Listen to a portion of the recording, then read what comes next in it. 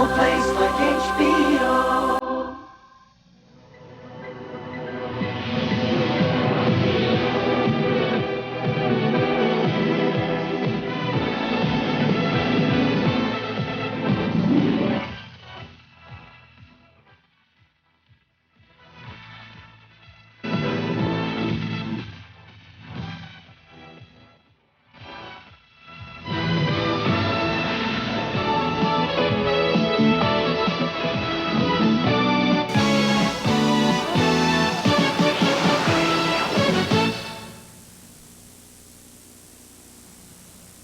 The following program is recommended by the National Education Association.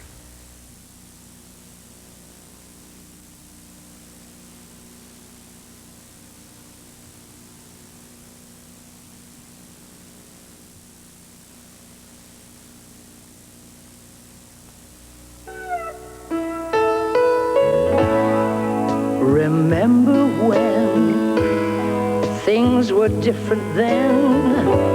But then all things change, somehow rearrange. That's why while we can, we should remember when.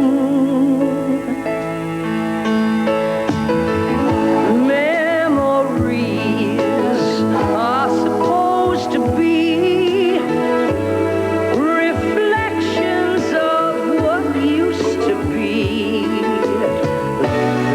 why, while we can, we should remember when. Remember When, a fond remembrance of the people and events that have combined to become the story of America.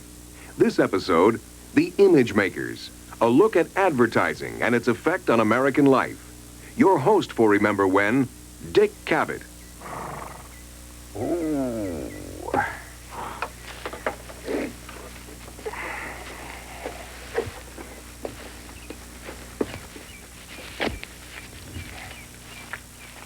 Step right up, friends. Step right up and avail yourselves of the most amazing medical discovery of the ages. Dr. D. Cavett's amazing medical elixir.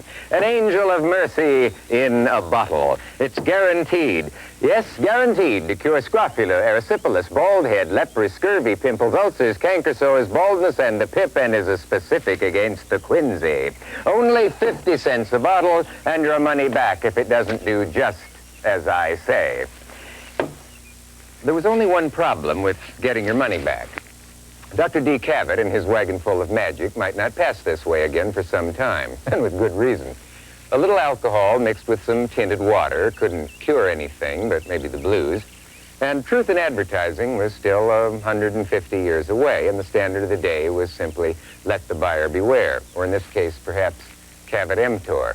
But advertising didn't get off to a very responsible beginning, and while there are some who would say that it hasn't changed that much, it has in fact undergone an amazing transition. And by looking at these changes and by reviewing 200 years of American commercialism, we can almost trace the social, economic, and moral development of an entire nation.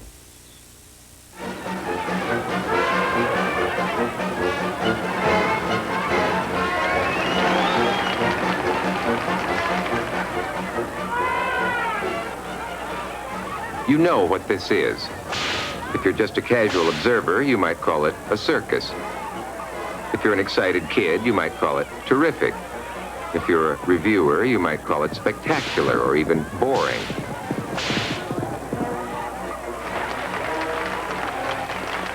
But if you were the greatest advertising genius the world has ever seen, you just knew there was only one name for a spectacle like this: the greatest show on earth.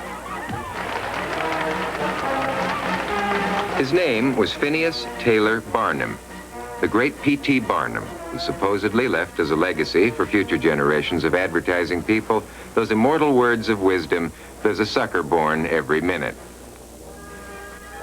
Barnum was also one of the first to use photography in his advertising, and he specialized in big blow-ups. But just as important, Barnum Barnum also taught the industry that if you want to sell something, you can't call it good or better or even best. It had to be the greatest. And don't forget the exclamation point. It's a lesson that would live for at least a century. Oh, I'm so great! Oh, great! Oh, I'm so great! To P.T. Barnum, animals in his circus, like these, weren't merely lions. They were the most fierce and fearsome examples of wild beast ever born of fang and claw.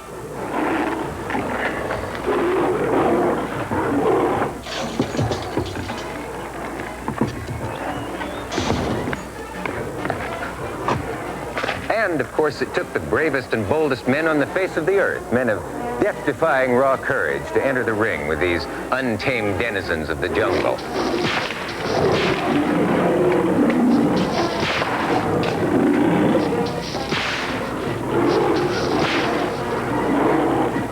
Men who didn't know the meaning of the word fear.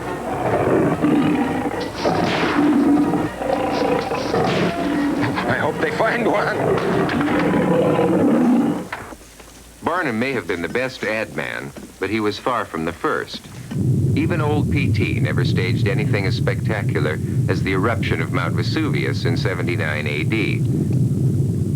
And the lava that poured down on the town of Pompeii preserved some messages carved on the city's walls that are among the earliest examples of advertising ever discovered. Modern scientists who carefully dug up the remains painstakingly deciphered the wording and found some of the messages to be less than earth-shaking. Travelers, one of them read, going from here to the 12th tower, their Serenus keeps a tavern. This is to request you enter. After 19 centuries, it's a little late to ask, what has Serenus done for you lately? Holiday Inn. Welcome to our people-pleasing place. But it's remarkable how the appeal for customers has remained basically unchanged. By United Industries. We offer you a choice of the most popular locations. Advertising came to America with the Pilgrims, but the days of bold graphics and ballyhoo would have to wait for improvements in the printing press and the innovations of men like Barnum.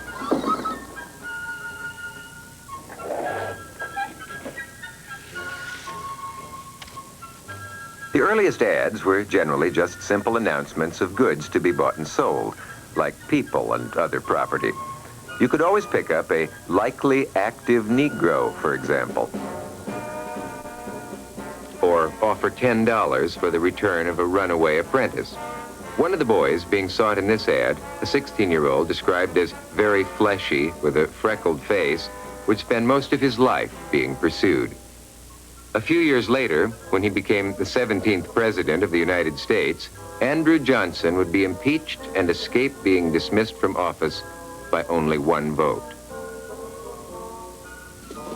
Now listen, my children, and you shall hear of the wonderful teeth made by Paul Revere. 7 years before his immortal midnight ride, Paul Revere was advertising in the Boston Gazette that he could make you a set of false teeth that look as well as the natural. Then, as now, matters of health and well-being were a major concern for advertisers. The accuracy of their claims was a minor concern. Tobacco was hailed as a panacea, a universal medicine with wonderful virtues. And coffee seemed to be the post-Renaissance penicillin.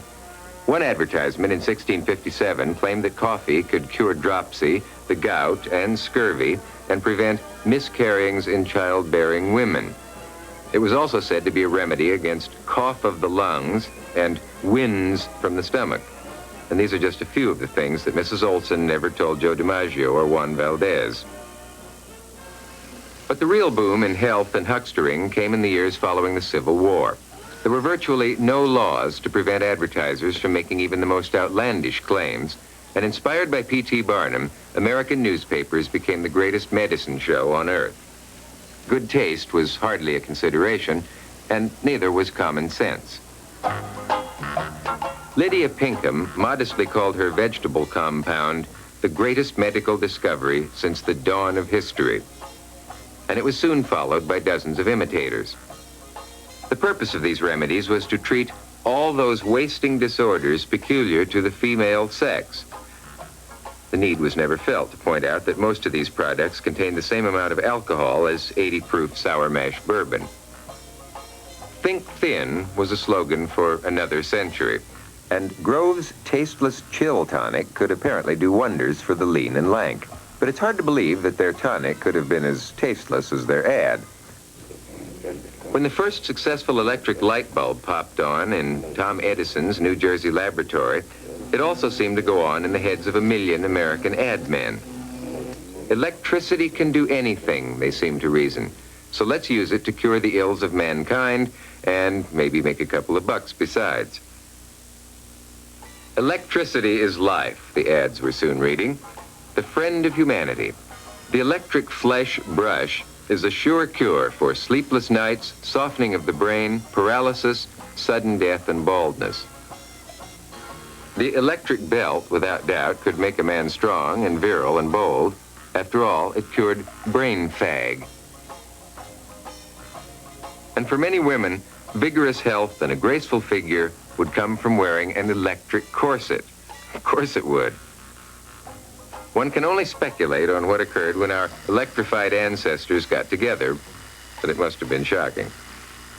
The good old Edison electric garter probably sparked many a romance, and if you happen to read Edison for Edson, well, so much the better. And then, of course, there was your basic electric soap, your electric rat and roach paste, the good old electric towel, and those visionary electric eyeglasses, which must have generated quite a spectacle. It wasn't until well after the turn of the century, 1906, that Congress finally pulled the plug on this kind of advertising with the passage of the Pure Food and Drug Act. But even that couldn't dim the energies of America's high-voltage advertising men, and electricity and advertising seemed to be made for each other. Poor P.T. Barnum was born just a bit too soon to get into the era of electrical advertising, but his Broadway museum in the 1850s pierced the New York night with 1,000 gaslights. It gave Manhattan a preview of what would become the Great White Way.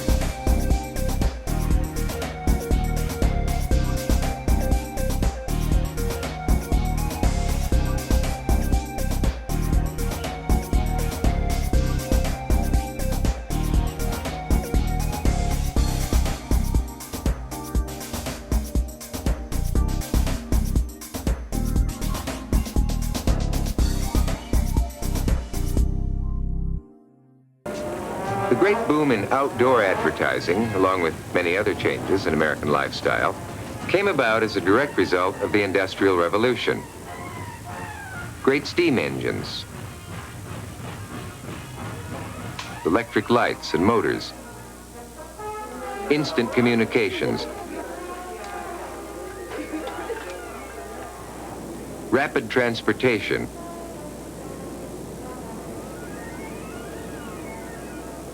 and ingenious mechanical devices were combining to give American industry an unprecedented capability for the manufacture of goods. An unprecedented capability for the manufacture of goods. Up to a point, that was good news. By about 1900, however, American industry found itself producing more goods than could be sold.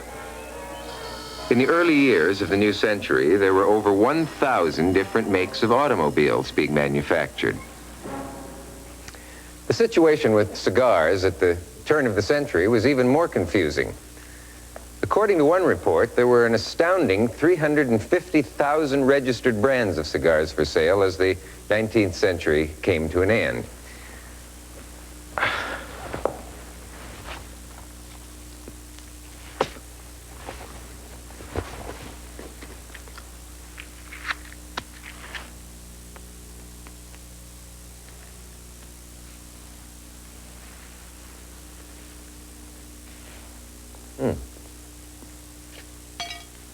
Thank you, my man. Fortunately, a few of those brands were quite acceptable. They may have been a good reason for all those brands. As Rudyard Kipling pointed out, a woman is only a woman, but a good cigar is a smoke. Hear, hear. Many other manufactured goods were also flooding the marketplace in staggering numbers. The captains of industry, in order to find new buyers for all these goods, turned to the captains of advertising. The large advertising agencies, many of which still exist today, began coming into their own. The advertising campaigns they created did indeed generate new markets, and they also caused the weeding out of the less successful products. By 1925, for example, those more than 1,000 automobile makers had been reduced to 15. A year later, President Calvin Coolidge would attribute much of America's prosperity to advertising.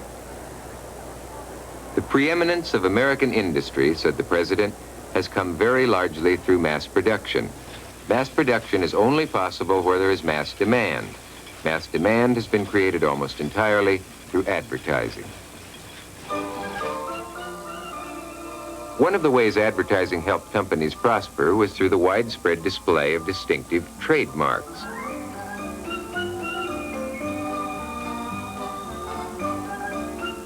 The first trademark to be used in a major advertising campaign belonged to the Smith Brothers Cough Drop Company. In 1886, William and Andrew Smith got the bright idea of using line drawings of themselves as their trademark. Under the drawing of Bill went the word trade, and under Andy's picture went the word Mark. In a running gag that lasted a century, the boys were known as Trade and Mark Smith. They also had another idea, one that would change the face of merchandising around the world. For years, the boys were coughing up a lot of bucks to have their drops sold from large bottles in drugstores, bottles which prominently displayed their distinctive trademark. Since they were apparently the best cough drops around, druggists sold them for more than other brands, and they had to pay more for them, too. It wasn't long before many druggists were filling the jars with cheaper drops, but still selling them at the Smith Brothers prices. The hell with that, said Trade and Mark, and putting their lithographed heads together, they came up with the idea of putting their cough drops into boxes at the factory. It was one of those brilliantly simple ideas that no one had ever thought of before, packaging consumer goods at the factory. Before long, everybody was doing it, and advertising had another challenge. With Haskell's Wheat Flakes sitting on the shelf right next to Pettijohn's California breakfast food, the package had to sell the product. The answer came with appealing slogans, distinctive designs, logos they're called now, which would make a buyer feel that the product inside the box was an old trusted friend. And speaking of slogans, we now come to that age-old question, why is the Alamo like Elsie the cow? The answer is, of course, that they both have the same father, in a manner of speaking. A rather remarkable Texan named Gail Borden started the state's first real newspaper, and then became one of the writers of the Texas Constitution. In 1836, Borden first printed the new Constitution in his paper, just a few days after the fall of the Alamo. At the bottom of the page, in large letters, he added the most stirring slogan in American history, "Remember the Alamo." Being a statesman and journalist wasn't enough for the talented Mr. Borden. He was also a scientist and inventor. And his greatest discovery was the first successful process for condensing and canning fresh milk. Fortunately, Elsie the cow, the Borden's milk logo, didn't mosey onto the scene until well after Mr. Borden's death. The state of Texas might still belong to Mexico today if some ad man of the time had decided to combine all of Gail Borden's accomplishments into one massive campaign, featuring the most stirring advertising slogan of all time. Remember the Alamo. Actually, advertising has been going to war ever since man learned how to write and fight. Often defined as the art of persuasion, advertising has long been used to sell ideas and concepts as well as merchandise. This use of advertising reached its sophisticated peak during the terrible wars of the 20th century. With the use of colorful posters and patriotic music, citizens on all sides of every conflict were persuaded that their cause was the one that was just. It was called propaganda.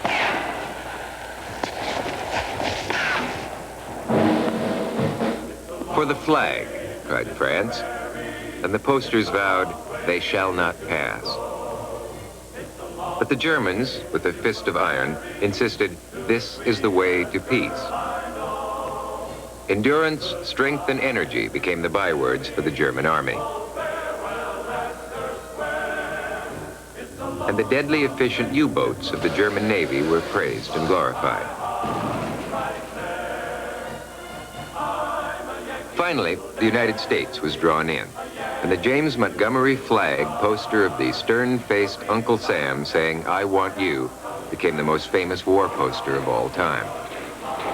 The British, the Italians, and even the Germans were quick to make their own versions of the effective American poster, while the French vowed, we will get them.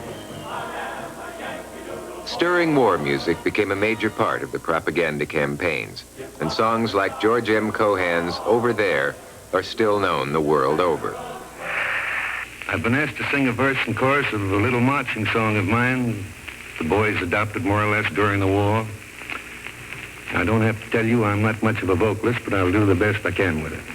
Over there, send the word over there, that the Yanks are coming, the drums coming everywhere. So prepare, say a prayer, send the word to beware. We'll be over, we're coming over, and we won't come back till it's over there.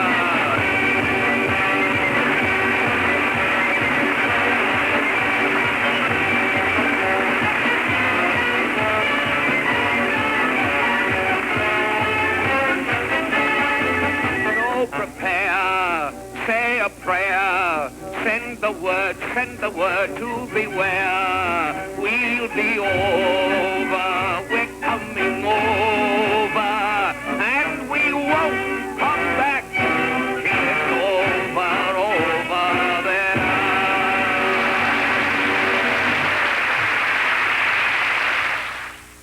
there. Some other songs were, fortunately, not quite so enduring. Something called Good Morning, Mr. Zip, Zip, Zip apparently served as an introduction to life in the Army. Freedom for the land we love the best. We've left our occupation and home so far and near. But when the going's rather rough, we raise this song up here. Good morning, Mr. Zip, Zip, Zip, with your haircut just as short as mine. Good morning, Mr. Zip, Zip, Zip, you're surely looking fine.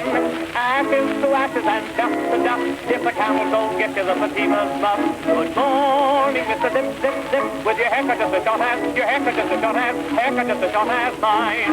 Good morning, Mr. Zip, Zip, Zip, with your haircut just as short as mine. Good morning, Mr. Zip, Zip, Zip, you're surely looking fine. Ashes to ashes and dust to dust, if the camels don't get you the Fatima's bust. Good morning, Mr. Zip, Zip, Zip, with your haircut just as short as, haircut just as short as mine.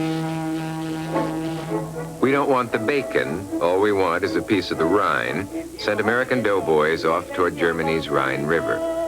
And we have always held our own with any foe. We've always brought the bacon home no matter what they've done. But we don't want the bacon now.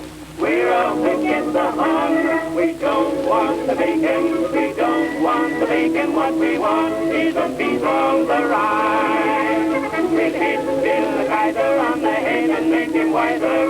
We'll have a wonderful time. All will have the growth. We'll just have it close when we hit that Hindenburg line. We don't want the bacon. We don't want the bacon. What we want is a piece of the Rhine. In case it may have slipped your mind, Italy was on the same side as America during the First World War. And the stirring song, When Tony Goes Over the Top, was meant to be a tribute to American soldiers of Italian descent. With such lyrics as, when Tony goes over the top, keep your eyes on that fighting wop, there seems little doubt as to the reason Italy entered the Second War on the side of the Germans. When Tony goes over the top, up the stairs, he's no thinks of the barber shop. He grabs the gun, chases the Hun, make him a run like a son of a gun. Ah, you bet your life he never stops. When Tony goes over the top, up the stairs, keep your eyes on the fighting wop. With the fire in his eyes, he'll capture the kite. He'll only care if he dies. When Tony goes over the top.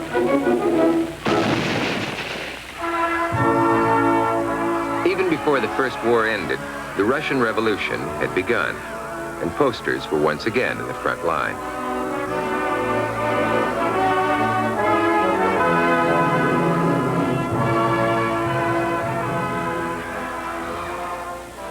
And just an historical moment later, the people of Germany were being persuaded to follow a new leader named Adolf Hitler.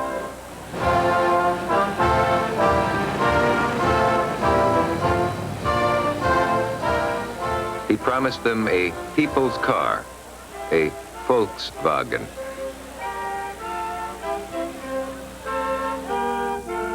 And that under his banner, Germany would live again.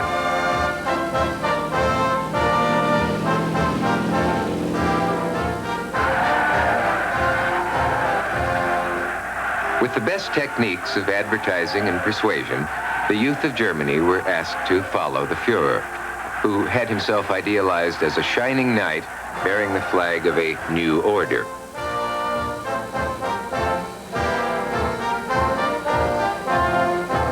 Propaganda posters persuaded the populace that the true enemy of Germany was the eternal Jew.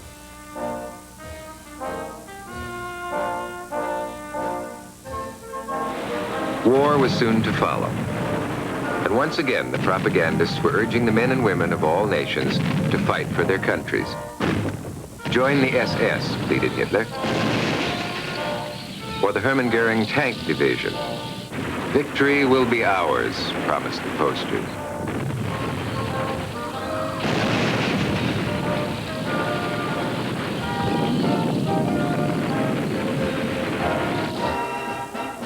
Under Winston Churchill, Britain vowed to hold the line against the advancing Germans, and backing up the men in battle became a recurrent theme.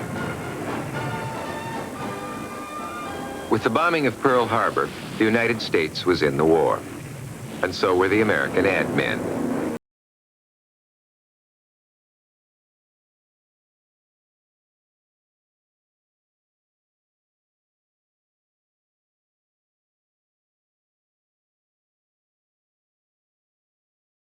Montgomery flag returned to urge men to join the Marines.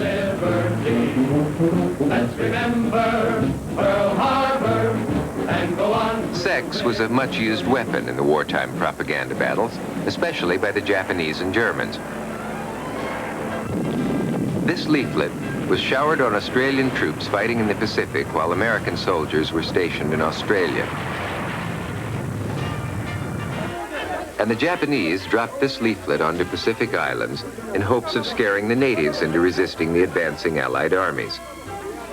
The Germans dropped this anti-Semitic leaflet over British lines, and believing they knew their audience, they dropped this version over French soldiers. In the sexual propaganda of the Allies, the subject was often the danger of contracting disease by associating with easy women. In the sexual propaganda of the Allies, the subject was often the danger of contracting disease by associating with easy women. Training films were also being produced by American opinion makers for the troops, but sometimes it looked like the filmmakers were the ones who needed the training. Number 1 squadron to Messerschmitt 110.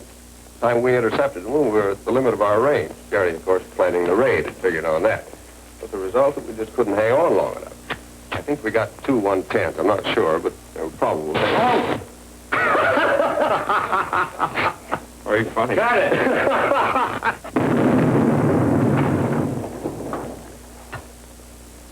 I wonder if Harris got through all right. Harris will get through, if anybody can.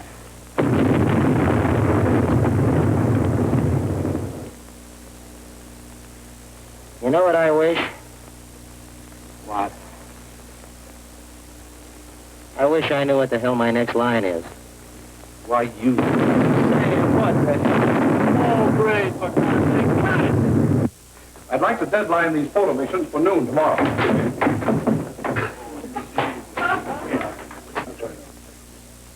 You understand, Lieutenant, there's an article of war covering your conduct.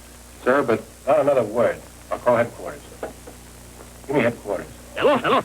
Right away. Mark, what up? You're a hell of a colonel. Nowadays, they use the phone the other way around. Cut it. This is where the air forces are fighting. Bases and transport routes in every center of the... On the home front, American advertising men were faced with the unique problem of trying to sell goods that couldn't be bought. With no civilian cars being made during the war years, automobile makers kept their names in front of the public by pushing their contributions to the war effort. Products that could be bought also reached for ways to tie in with the patriotic mood of the day. No one did it better than Lucky Strike cigarettes. When the ink used to color Lucky's familiar green package became scarce, the company changed the color of the package to white. The change was ballyhooed with a massive advertising campaign which declared, "Lucky Strike Green has gone to war." Who could ask more of a cigarette? Finally, the war ended, and before we knew it, we were fighting again in Korea. Even though some 50,000 Americans would die there, it was a war nobody seemed to notice. The propaganda mills were virtually silent. By the late 1960s, however, they sprang into action with a vengeance. The war in Vietnam ripped America apart, and the propaganda battles were like nothing ever seen before. The demanding Uncle Sam of World War I was transformed into a wounded veteran who wished to fight no more. This and many other anti-war posters were published by a group of 35 advertising agencies known as the Committee to Help Unsell the War. The propaganda posters that in earlier years used women to persuade the men to join in battle were now using women to bring an end to the fighting. Make love, not war, was the theme, and it would finally succeed. Despite its use in propaganda, the main purpose of advertising is, of course, to sell goods and services. As early as the 1800s, especially in Europe, some of the advertising work being done ranked in artistic quality with the finest paintings of the day. Many of these advertisements now hang in museums around the world. The great French impressionist Edouard Manet did this lithographed advertisement for a book called The Cats in 1868. And the magnificent posters of Henri Toulouse-Lautrec can still evoke the gay Paris of a bygone era.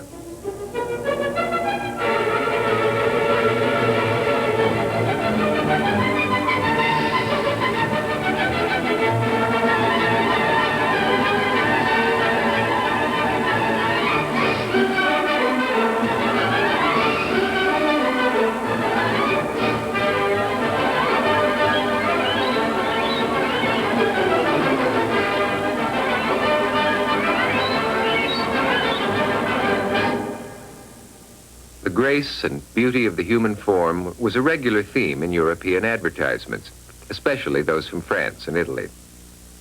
While females were usually fully clothed in early American advertising, European ads showed no such inhibitions. Ads like these sold everything from newspapers to radio tubes. Even today, American advertising often takes a leering, teasing look at sex, while European ads for the same product sometimes take a more mature and perhaps more appealing approach.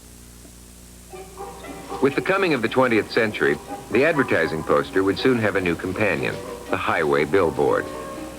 Millions of cars were beginning to jam the nation's streets and highways, forming a massive mobile market that advertisers weren't about to pass up. It seemed that every empty space on the streets of American towns and cities was being filled in with a billboard. And in the country, the large advertising signs were beginning to block out the scenery that the automobile was making so accessible. The situation prompted humorist Ogden Nash to write, "I think that I shall never see a billboard lovely as a tree. Indeed, unless the billboards fall, I'll never see a tree at all." In the cities, billboards and other advertising signs formed a kind of visual urban blight, until it seemed that anyone who had anything at all to sell felt he had to do so with a sign that was bigger or brighter or more unusual than anything his competition could come up with. If you got it, flaunt it. It's one of the basics of American advertising, and the trend reached its outlandish peak in mid-century Los Angeles. If you have, for example, a little donut shop, what better way to let people know about it? You suppose if there were no writing on this, a reasonably intelligent person could figure out what was for sale here? Or here. Or here. For some 20 years, for some 20 years, it was considered clever to build a restaurant in the shape of what you sold. Most of this architecture never rose above the artistic level of tacky. But some of the outlandish architecture inspired by advertising became so famous that it is regarded as something approaching a national treasure. When someone tried to tear down the Brown Derby restaurant in Hollywood, there was such a storm of public protest that the Derby was preserved. It's not surprising that huge hot dogs and dinosaur-sized donuts emerged in Los Angeles. If any place knew the meaning of ballyhoo, it was Hollywood. In the 20s and 30s, just about any movie that rolled out of a Burbank backlot was brought to life with an advertising orgy known as a premiere. Stars and searchlights and limousines were all designed to make a movie an event. How many? One thing. Okay.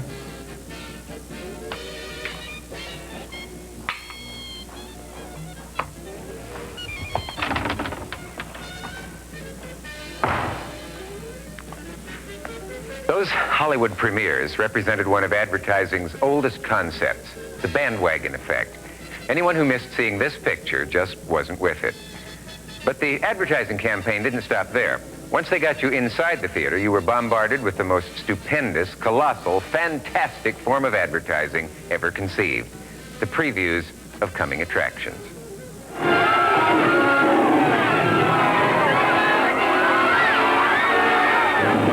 See Mighty Joe Young, enraged by Hollywood pranksters, destroy Filmland's swankiest nightclub on the fabulous Sunset Strip. Mightier than King Kong, Mighty Joe Young.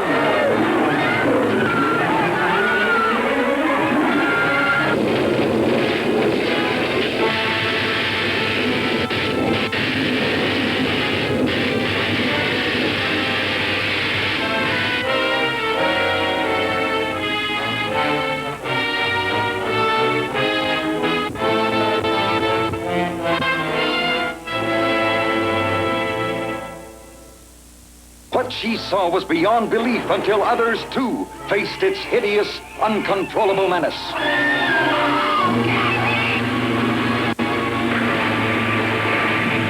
Attack of the 50-foot woman, incredibly huge, with incredible desires for love and vengeance.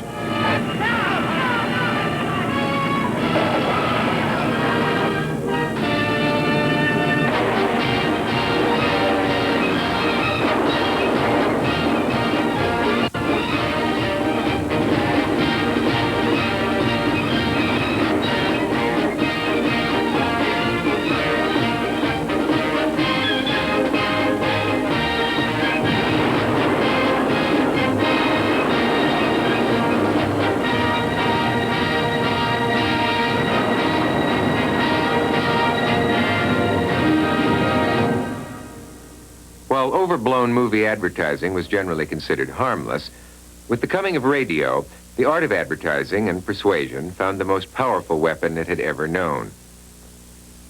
And none before or since has used the persuasive power of radio with such chilling effect as Nazi propagandist Paul Joseph Goebbels. In 1933, when Adolf Hitler took control of Germany, he made Goebbels his chief of propaganda, and Goebbels immediately turned to radio as his main weapon. But in terms of dollars and cents, and sometimes nonsense, no one has ever made better use of the persuasive powers of radio than the American ad man. Radio broadcasting first began without commercials, but in 1923, someone in New Jersey decided to gamble a couple of dollars by trying to rent some real estate over local station WEAF. It turned out to be a pretty good idea. In 1980, $3.7 billion were spent for advertising on radio. When radio was in its heyday, 100 million Americans could sing the jingles and recite the slogans of dozens of widely advertised products. The singing commercial swept the nation after it was popularized by the advertising men working for Pepsi-Cola. Pepsi-Cola, it's the spot, 12 full ounces, that's a lot, twice as much for a nickel too. Pepsi-Cola is the drink for you. Nickel, nickel, nickel, nickel, nickel, nickel, trickle, trickle, nickel, nickel, nickel, nickel, trickle, trickle, trickle, trickle, nickel, nickel, nickel, nickel, trickle. Light up a Cremo, a mellow, mild Cremo, a winning smoke by far. You can search every clime, but at 3 for a dime, you can't beat a Cremo cigar. Want to try wheat heat, for wheat is the best food of man. They're crispy, they're crunchy the whole year through. Jack Hampton never tires of them, and neither will you. Winston tastes good like a cigarette should. Winston tastes good like a cigarette should. Winston gives you real flavor for rich tobacco flavor. Winston's easy drawing too. The filter lets the flavor through. Where there's life, there's fun. At a concert or a show, in your own backyard, wherever you go. Budweiser beer is for folks who know where there's life, there's fun. You wonder where the yellow went when you brush your teeth with Pepsodent. Rinse so white and rinse so bright. L-A-V-A, L-A-V-A. This is Sandy Becker saying, keep cooking with Crisco. It's all vegetable. By the time television came along, there was, of course, no thought of keeping it commercial-free. From the very beginning, big national sponsors were spending hundreds of thousands of dollars to have commercials produced and then buy the time to have them aired. Mother, how about putting another record on? All right, darling, I'll do that. What's the name of it? I think this is... Oh, there goes another record. Oh, no, not this time. This is a Victor Unbreakable record. Well. When you own this wonderful new Westinghouse refrigerator, it always keeps itself frost-free. Yes. Somebody's playing games. Well, ordinarily, it's completely automatic. There's never anything that you have to do. And the secret is inside here. Yes. I think we've left off the current. At any rate, inside, there is a magic counter button, and it's the sign of the frost-free system. You never have to worry about it. You never have to touch it. You never have to defrost the freezer or the refrigerator. And here's why. You see, there's a little magic counter button up here, and every time you open and close the door, a small amount of frost enters by the warm, moist air.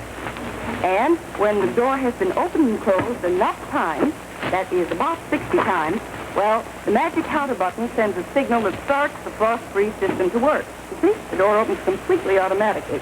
Now, this is a powerful outboard motor that our engineers have especially set up in our studio in order to make possible this live demonstration. We've attached my Timex directly to the propeller blade, as you see here. Now we'll submerge it in the tank. And all right, let's go.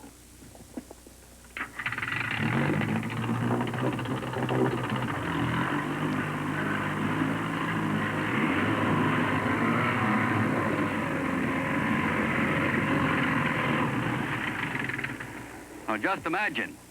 The Timex watch on that propeller, let's lift her out, has been slashed through the water on that blade to the tune of 4,500 revolutions per minute. What a test for a waterproof, shock-resistant watch. It was such a test that it threw the watch off in the tank, and I'm very sorry about that, ladies and gentlemen, because we had it all arranged so you would get a picture of that sweep hand still working, as it did perfectly during numerous rehearsals here tonight, I assure you. Yes, Old Gold. The cigarette with nearly 200 years of tobacco know-how behind it. Made by tobacco men, not medicine men. Smoother, milder, tastier, Old Gold cigarette. Cigarette makers were among the biggest advertisers on television. This is Marlboro country. And an entire generation of viewers grew up to the macho appeal of the Marlboro man.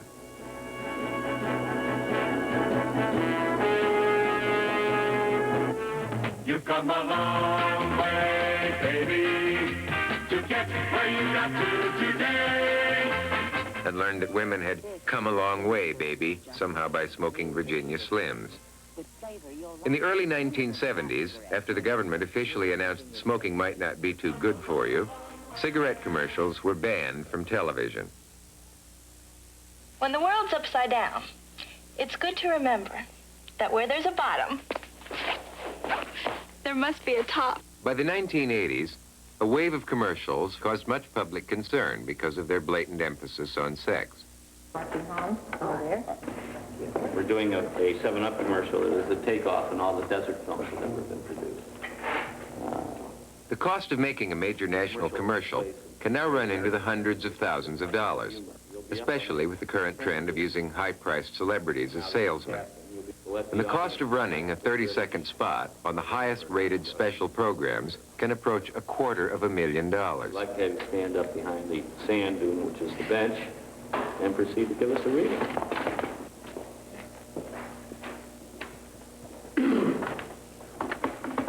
Anytime you're ready, Pastor. Thank you. I say, sir, do you think we can make it? Got to make it, Bosworth. We've got him on the run. We can't let up now. Do you think we can make it, sir? We have to make it, Bosworth. We've got him on the run. Can't let up now. We have to make it, Bosworth. We've got him on the run. We have to make it, Bosworth. We've got him on the run. We can't let up now. We have to make it, Bosworth. We've got him on the run. We can't let up now. We have to make it, Bosworth. We've got them on the run. We can't let up now. We have to make it, Bosworth. We've got them on the run. We can't let up now. Have to make it, Bosworth. We have to make it, Bosworth. You think we can make it, sir? Make it? We have to make it, Bosworth. We've got them on the run. We can't let up now. Sometimes I wonder, sir, if it's really quite all worth it. I'm surprised at you, Bosworth. The odds have never bothered you before. I know, sir. Oh, sure, we're outnumbered, but that's why we have to keep on going, to make sure the light shining over the dark doesn't flicker out. Looks like they're ready, sir. Carry on.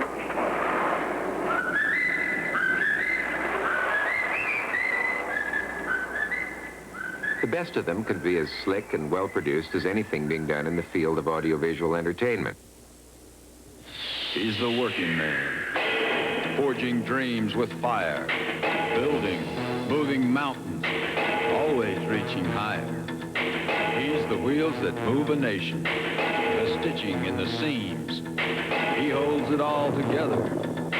He wears Levi's jeans, 'cause he knows we still build the Levi's jeans that helped build America. Mamma mia, that's some species. Cut. Spicy meatballs, Jack. Sorry. Take 28. Out, Tony, and action. Mamma mia, that's a spicy meatball. Cut. What was the matter with that? The accent. Cut. Cut. Micey, micey, ballsy, ballsy. Cut. Take 59. And action. Jack. Sometimes you eat more than you should. And when it's spicy besides, Mamma Mia, do you need Alka-Seltzer? Alka-Seltzer can help unstuff you, relieve the acid indigestion, and help make you your old self again. Mamma mia, that's a spicy meatball. Okay, let's break for lunch. But even the best of those big-time commercials are rarely as much fun to watch as the $2,000 homemade spots done by thousands of local merchants across the country. In an age when camp is in, many of these commercials are so bad they're good.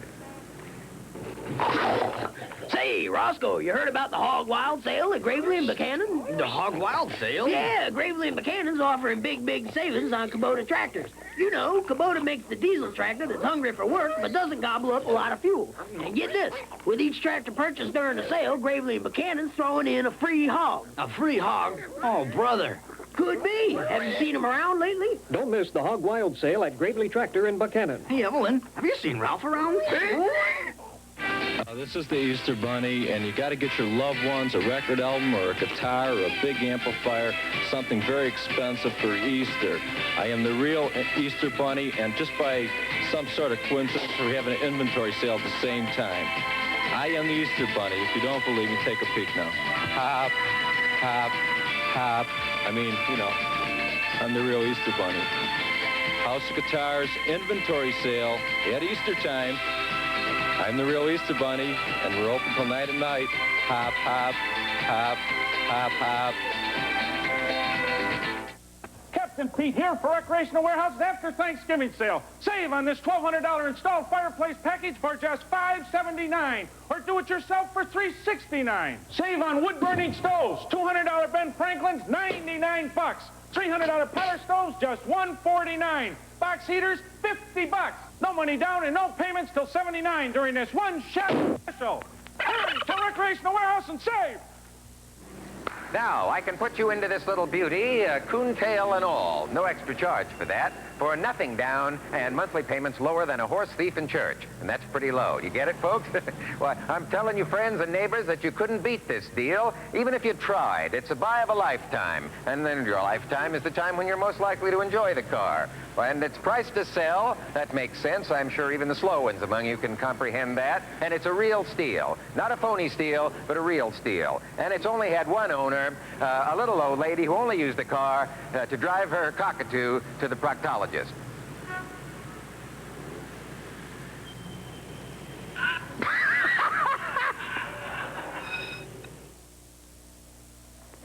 If you gotta go on to Crash Brothers suit. Go to Crash Brothers, 937 South Street, store of the stars. Whether slick or schlock, commercials have a major effect on American life. There are some 125 million TV sets in the nation, and less than 2% of all households are without at least one. And to reach this incredible marketplace, TV advertisers are now spending over $11 billion a year for commercial time. Among many groups, there is special concern on what effect this massive advertising has on American children. By 1980, the typical American high school graduate had spent 11,000 hours in school and 15,000 hours in front of a TV set. During that time, the youngsters saw an estimated 350,000 commercials. There is no doubt that the concerns are valid. But there is also no doubt that today's advertisements have come a long, long way in terms of honesty and responsibility from those that bombarded our great-grandparents a century ago. The question is, have we come far enough? There might be some tendency to scoff at the influence of all those ads and billboards and commercials and posters that assault our senses at every turn. They're so common, we might think that we don't even notice them. But in 1980, the advertising industry didn't spend $54,750 million just to be ignored. That's about 40% of the 1980 Defense Department budget. And folks who spend that kind of bucks just don't fail to leave their mark on our national conscience. As advertising enters the decade of the 80s, its destinies are still being guided by the New York-based companies grouped together under the somewhat inaccurate title of Madison Avenue. As we've seen, advertising at its worst can be misleading or even downright dangerous. At the very least, bad advertising is annoying nonsense that must somehow be endured. But at its best, advertising is a creative art form, and one that develops styles and techniques that are eagerly copied by the most famous movie and TV directors. Unlike the famous directors, the innovators at places like this, the Ted Bates Agency in New York, are skilled professionals whose names rarely become household words. And yet their talents are seen by hundreds of millions of people every day of the year. And this is where all that creative magic that we see on our screen begins. A device called a storyboard. And starting right here on the storyboard, the whole message begins to come to life. Make no mistake about it, a good commercial is a lot more than art for art's sake. It provides a service that, at one time or another, we all need. It tells us what's playing at the movies or which market has the best price on zucchini. It tells us which airline has the best family fare to Hackensack or where we can find the tightest pair of blue jeans in all creation. And the best part of all is that painting sketches on a storyboard is so easy to do.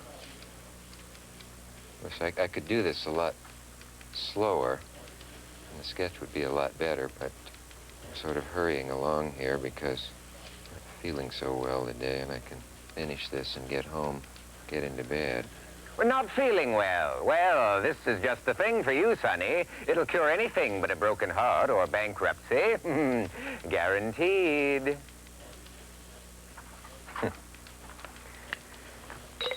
Well, that's how it's done. And as you may have guessed, it isn't very easy at all, and it's not very cheap either.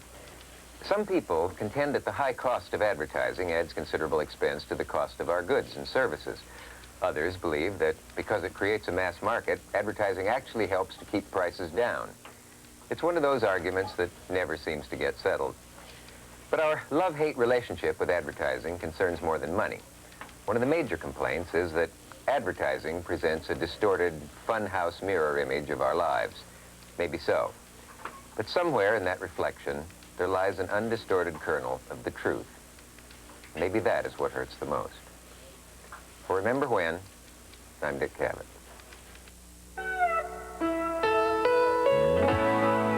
Remember when things were different then, but then all things change, somehow rearrange.